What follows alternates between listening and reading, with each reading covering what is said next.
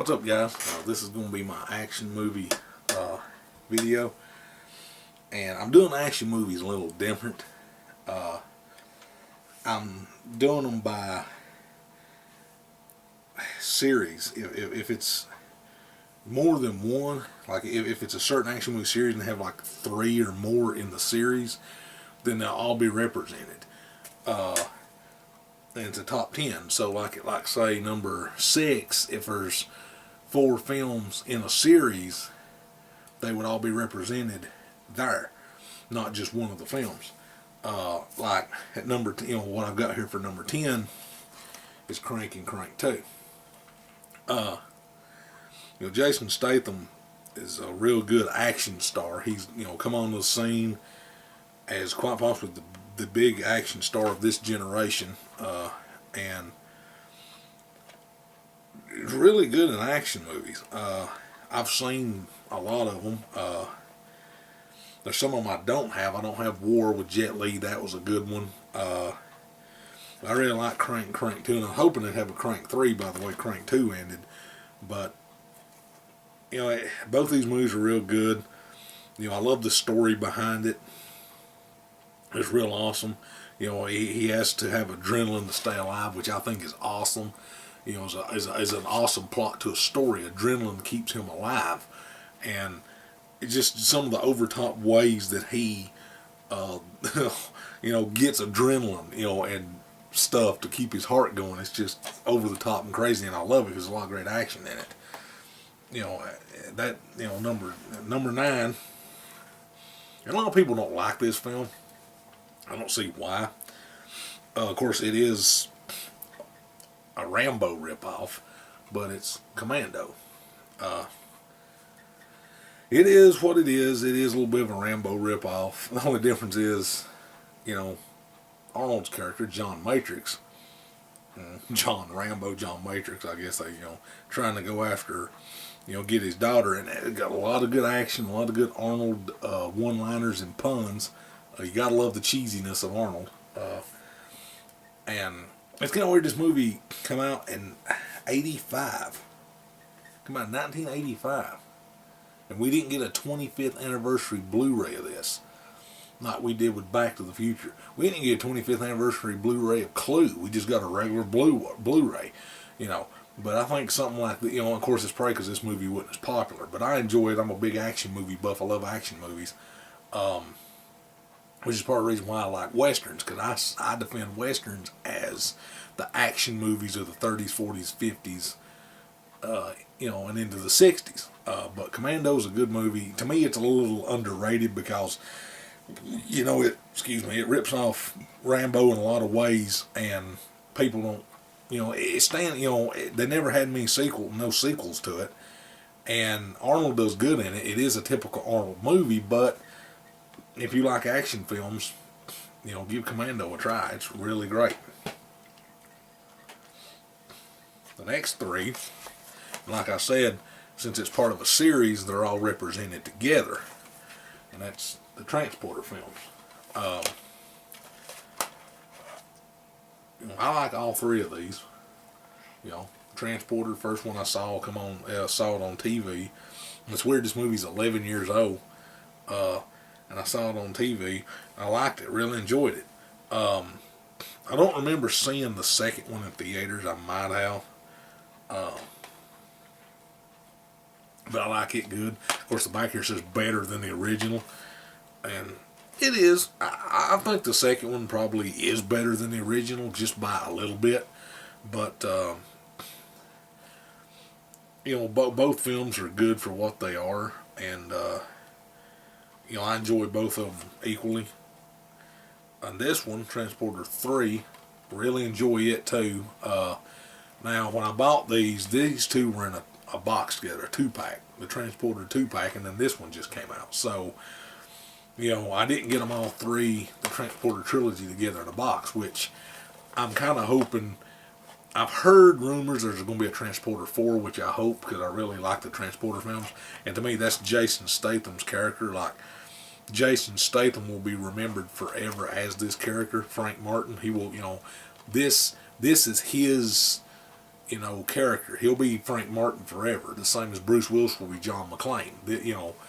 And at Transporter 4, I'm hoping that when Transporter 4 comes out, if it's true that it really is coming out, that either they put these three in a Blu-ray together like they did the Indiana Jones set, put them in a digibook together and sell them, or they wait till the fourth one comes out and they put them all four together in a set, because I'd really like to have them on Blu-ray.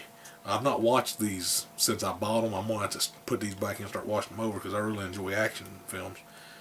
And I've been on an action movie kick lately. I've watched almost every action movie. I need to put these back in and watch them, though. This one I really enjoyed it, and I have the movie poster hanging up on my wall. I got it when it first came out. I got it special. I got it in a magazine. I get it special. I bought the magazine specially for the poster, I should say. But it's The Condemned with Stone Cold Steve Austin. This came out in 2007. Wow.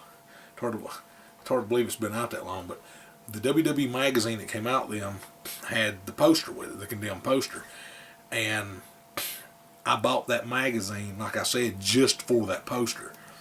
And I have it hanging up on my wall, and I need to get it framed. I don't have a frame on it. I am going to get a frame for it. I've got a few more modifications to do in my room. I got a couple more pictures to frame and hang on the wall. Once I do, I'm going to give a room tour to show what my room looks like. I'll give a room tour and show some of my posters, movie posters, whatever, just a room tour. But I really like this movie. I've watched it 7-8 times. I enjoy it. I wish I had the Blu-ray though, but like I said, when this came out in DVD and Blu-ray, the Blu-rays were expensive when this first came out. This thing right here was like $20. Blu-rays were more expensive then. Whereas now you get Blu-rays, they got Taken 2 at Walmart. They got two versions of the Taken 2 Blu-ray. They've got Taken 2 in a 2-disc special edition with a slipcover. And it's $25. Like I said, you're spending $5 for a damn slipcover. And then they got they just got a regular Blu-ray of it that's $20. I'm like, I'm not spending $5 extra damn dollars on slipcover. I'm not going to go through that rant again. I done did that rant once. But the Blu-ray of this thing was expensive. Most were back then. I'm hoping eventually to find it, because Walmart's got a bargain bin of Blu-rays. Now, there's a lot of good titles in there. And I'm hoping to find this in there one day. And if I do, I'm definitely getting it, because I don't usually double dip, but I would love to get this on Blu-ray because I love action, and the chair I sit in here has speakers in it, and whenever I'm watching an action film or something's got explosions, I plug in my TV and watch it, and you can hear thump, boom, and I love it. Watching Jurassic Park on this thing's awesome. You hear a crap behind you and you're, whoa, it's awesome. But it's underrated action film to me. Steve Austin is a great actor, and a lot of people say, well, he's a wrestler. Well, that don't make no difference. Hulk Hogan was a wrestler, sucked acting in movies. John Cena's a wrestler who sucks acting in movies. The Rock was a good wrestler, mediocre at best in movies. He got a few good movies. The Rundown, I like The Rundown, and I would buy, I love The Rundown. That's The Rock's first big movie, action film.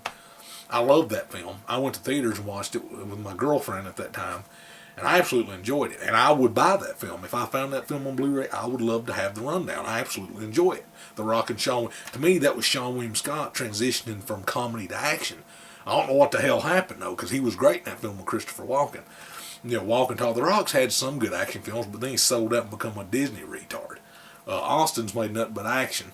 I think he's been in a comedy or two, but Roddy Piper's a good wrestler turned actor. It's just certain wrestlers can do good movies, and this movie's really underrated. I don't see in a lot of people's top action movies. It's in mine because I really enjoy it, and I watch this all the time. The disc ain't wore out. The disc is still in good shape, but when I'm bored, I put this in and have a real good fun time watching it. The next one, big set. Most everybody's action fans seen these and known these, and it's the Rambo series. All 4 of the films with Rambo.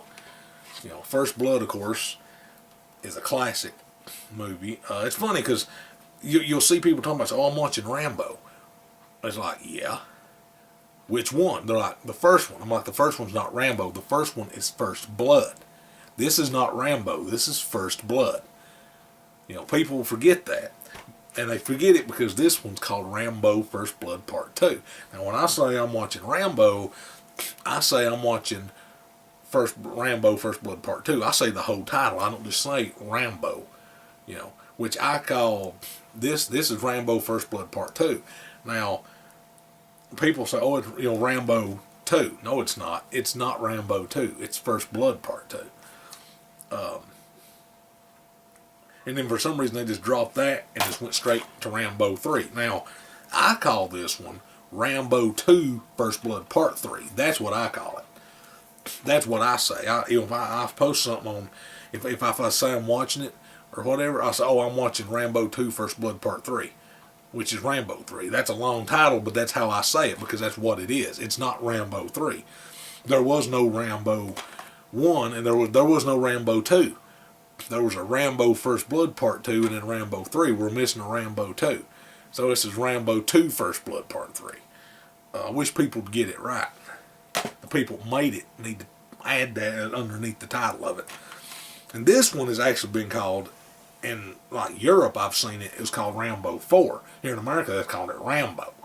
I call it Rambo 3 First Blood Part 4 because that's what it is. It is not Rambo. Because this one said Rambo. So what the hell? You got Rambo and Rambo. No.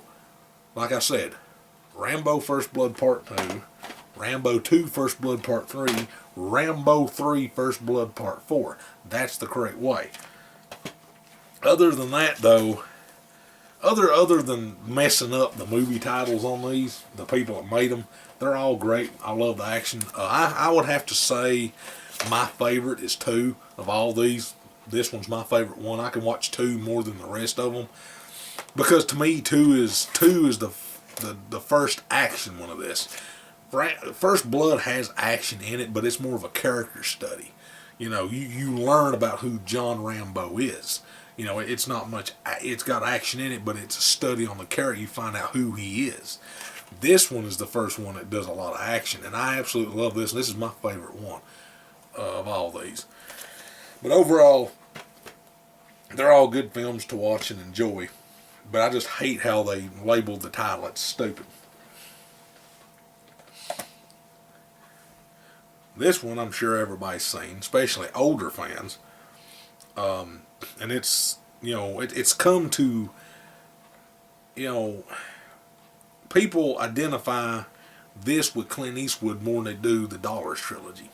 And that's the Dirty Harry collection. This is all 5 Dirty Harrys on DVD. Like I said, you know, like this came out at the time, like I said, with The Condemned. The Blu-rays were expensive. This came out at the same time on DVD, around the same time on DVD and Blu-ray that one did, and The Condemned did. And it really, I'm trying to find out here on the back when it came out on DVD here, 2010 I think. No, it wasn't 2010. It was before that.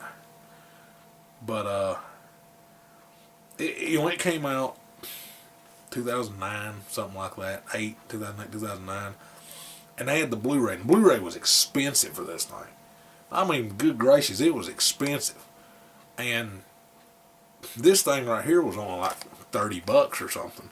The Blu-ray of this was like 60 or 70, and I wanted the Blu-ray because I would love to see Dirty Harry in HD, but I can't complain with it because I have a Blu-ray player now. And also at the time I got this, I just had my PS3. I didn't have a real Blu-ray player. And I got a Blu-ray player, and I can't really complain about having the Blu-ray because it does upscale these to Blu-ray. It does upscale DVDs to Blu-ray, and it does upscale the sound to 5.1 if that's available. Even if they put 5.1 on the DVDs, which most of these I think do have 5.1, it upscales the picture and it sounds amazing. So I can't really complain on having the Blu-ray, because with some Blu-ray players it does, scale them up to the HD. But I like Dirty Harry. To me, Dirty Harry is Clint Eastwood's best character.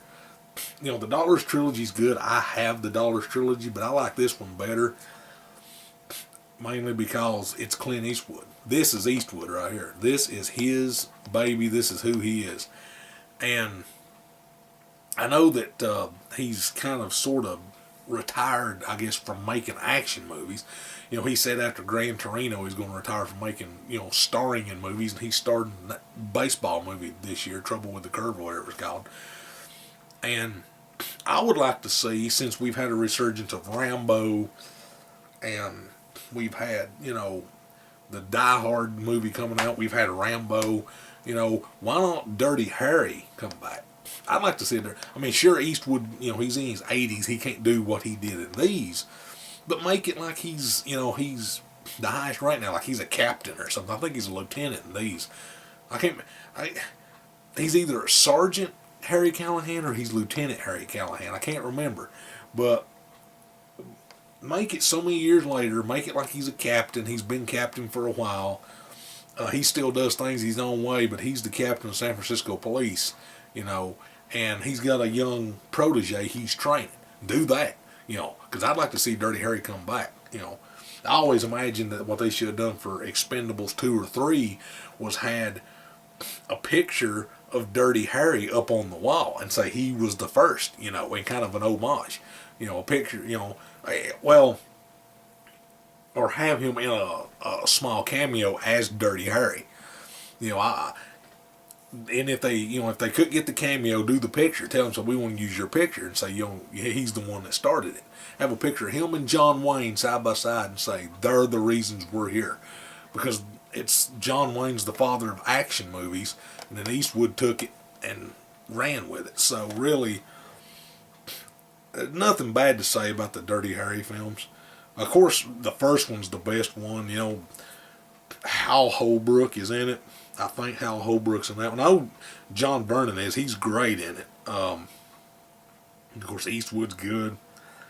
And stuff. I'm thinking of Magnum Force. Magnum Force has got Hal Holbrook, but Hal Holbrook's great in the second one. I like all of them, but I would probably say that 1 and 2 are probably my favorites. But I like them all. I'll watch them all, and I've watched this thing about 7-8 times already, and it's really fun to sit and watch Dirty Harry. But I need to do a review of these. I'm going to do a review of those sometime. Stay tuned for that. I will do a review of all the Dirty Harry films someday. Number 4 is an action movie I think is real underrated. And it's Nicolas Cage, John Cusack, and John Malkovich in Con Air. To me, it's Nicolas Cage's best movie. And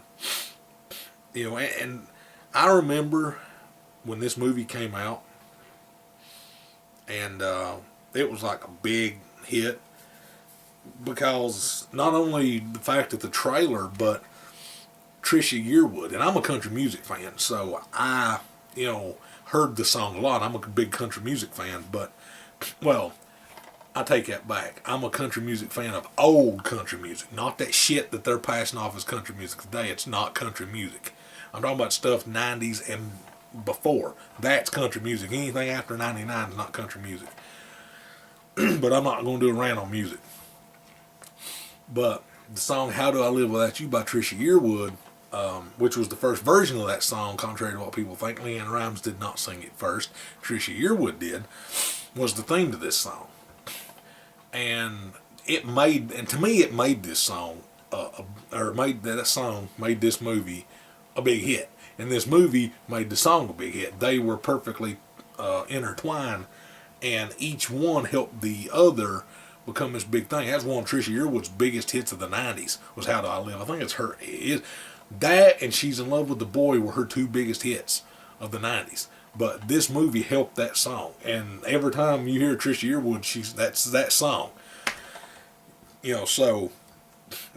Con Air's good. I mean, it's Nicolas Cage when he's just starting to get big, because I think he was in the movie Face Off in the 90s as well. with that great movie with John Travolta. He's in that. But this movie to me really is Cage's best work. The National Treasure movies are good, but this one is just and of course John Malkovich is great in this. It's Cyrus the Virus, great bad guy. He just blows it out of the water. Steve Buscemi is in this, and Steve Buscemi does not get a lot of respect for being who he is. He is a badass. Let me tell you something. Steve Buscemi's a badass, and he kicks ass in this. You got Bing Rames in this sumbitch. Let's see. You got McKelty Williamson, who was freaking Bubba on the freaking Forrest Daggum Gump. You got Colm Meaney, for the love of Pete, is in this. Colm freaking Meaney's in this, for God's sakes. This movie has got half of everybody that's big in the 90s in it, and it kicks ass.